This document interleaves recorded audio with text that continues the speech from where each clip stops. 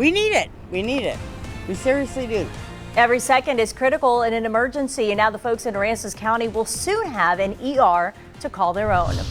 A wild scene at a local hotel as a fugitive is taken into custody.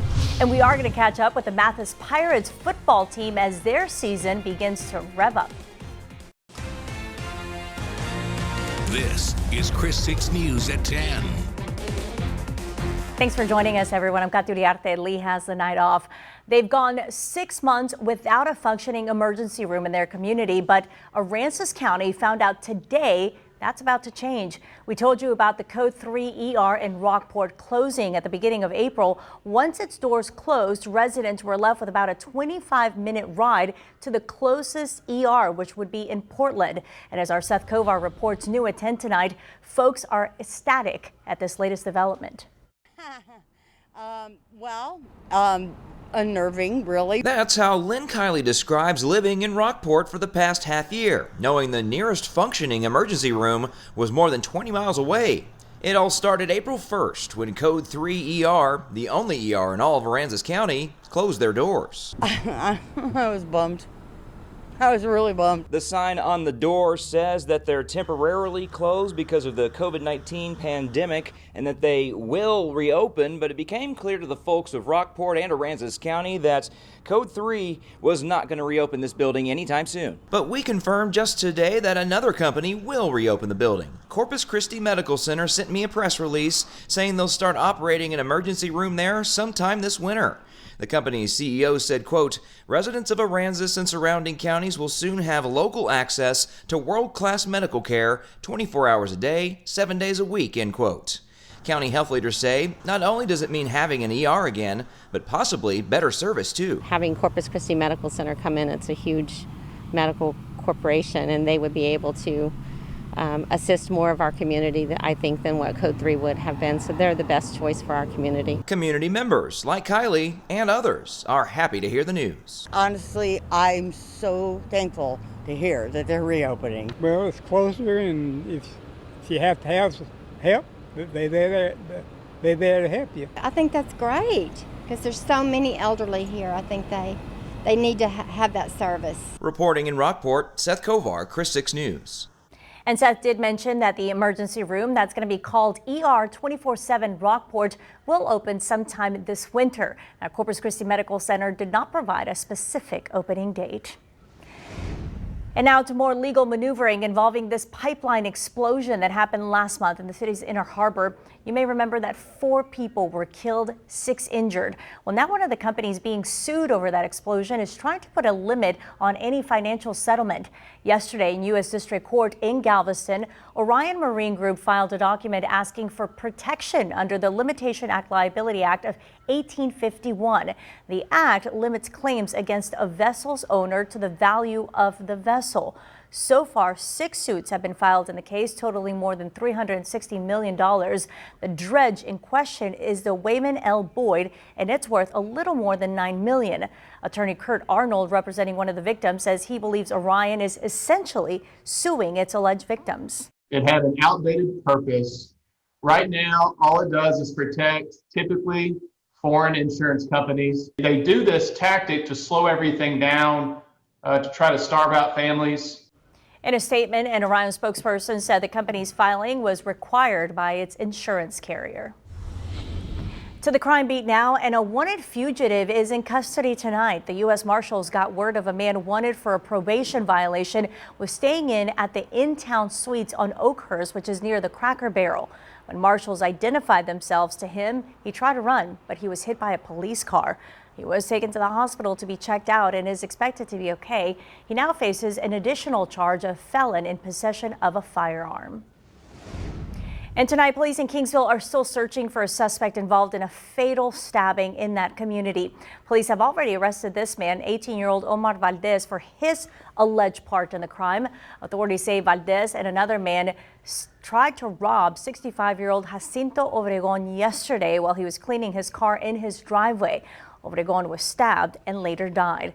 Investigators say Valdez and the other suspect ran from the scene, but if you have any information on that other suspect, please call the Kingsville Police Department at the numbers that you see right there on your screen. A truly disturbing find by Border Patrol agents just north of Laredo. Listen to this. 13 immigrants were found hidden inside those cardboard boxes. They were found inside this van at the checkpoint along Highway 35. They were all medically screened and cleared. The immigrants are said to be from Mexico, El Salvador, Honduras, and Ecuador. The driver, who is an American, as well as a passenger, have been taken into custody.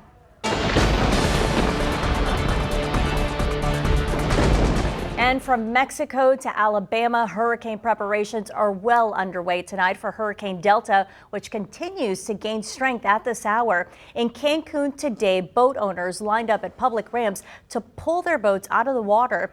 And at a hotel in Playa del Carmen, workers were protecting windows from what could be devastating hurricane winds. Meanwhile, over in Mobile, Alabama, where they are still cleaning up from Hurricane Sally, they're now worried about what this Hurricane Delta, could bring this week. In fact, there's still piles of debris along streets in Mobile who are left over from Sally, and those piles of debris still waiting to be picked up. And now for the latest on Delta, we turn to Chief Meteorologist Dale Nelson, and it's just a storm we're keeping an eye on, Dale. That's right, because it's going to be a major hurricane in the Gulf, and we live next to the Gulf of Mexico, but it's not a threat here, at least not a direct threat. Here is the storm tonight, Delta approaching Cancun, and it has changed a little bit overnight, or over the evening hours, I should say, as the winds have come down from 145 to 130. Still a major hurricane. It's slowed down to 16 versus 17 miles an hour. But it is moving off to the west-northwest towards the Cancun-Cozumel area. There's Merida right there on the northern side of the Yucatan. These clouds extend north and east from the center, and some of those will wander in here late tomorrow. And on Thursday, we'll actually see a little bit of rain from that near the coast, but only isolated to stray in nature. Most of us won't get any rain. 70s right now, very quiet across the coastal bend. 73 here with winds very light. In fact, they're calm over most of the region. 64, kind of cool in the morning. Low will be 63 and 90 on our afternoon high. So what actually do we get from Delta? We'll let you know in a few minutes, and where the storm is going right here. Katia. Thank you, Dale. And the Nueces County Health Department is reporting 2 more COVID-19 related deaths today. A man and a woman, one of them in the 40s, the other victim in their 50s. And their deaths now raise our total to 421. There are also 20 new coronavirus cases in Nueces County, raising our total number of confirmed cases to just under 21,000. And we're also keeping an eye on the number of coronavirus cases in the neighboring counties here in the Coastal Bend. And you can find that information on our website at christv.com. President Donald Trump has ended COVID stimulus negotiations until after the election. The president made that announcement on his Twitter account earlier. President Trump blamed Speaker Nancy Pelosi, saying that she was asking for $2.4 trillion to bail out cities that he calls poorly run by Democrats.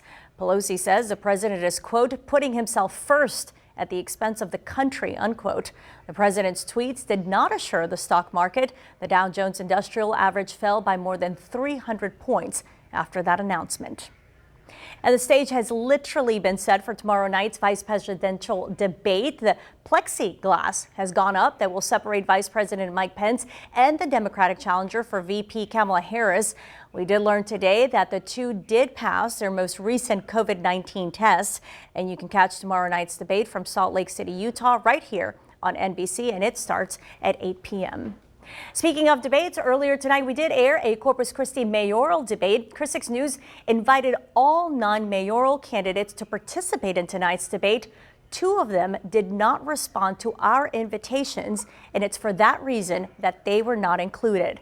Now, if you missed tonight's debate, you can always watch it on our website at christv.com. It's also going to re-air this Thursday, October 8th at 8 p.m. on KDF. And Nueces County Clerk Kara Sands wants to clear up some confusion about mail-in ballots. Sands tells us that her office has seen a big spike in the number of people who are hand-delivering their mail-in ballots. She says many people are under the impression that they have to deliver those ballots in person, and she thinks maybe there's confusion due to the reports of mail-in ballots being lost or thrown in the trash in other parts of the country. I do understand where people are concerned. And that I don't know what's happening around the rest of the country, but I can tell you in Nueces County, we're working very closely with the Postal Service, and they are protecting your ballot as well. And if you still want to deliver your mail-in ballots in person, they will be accepted until 7 p.m. November 3rd. Stan says that some people have also tried to deliver family members' ballots, and that is actually against the law. You can only deliver your mail-in ballot. And remember that Chris 6 News is your home for election night coverage. We're going to have the latest results on all the local, state, and national races. So we're going to keep you updated all throughout the evening, both on air and online.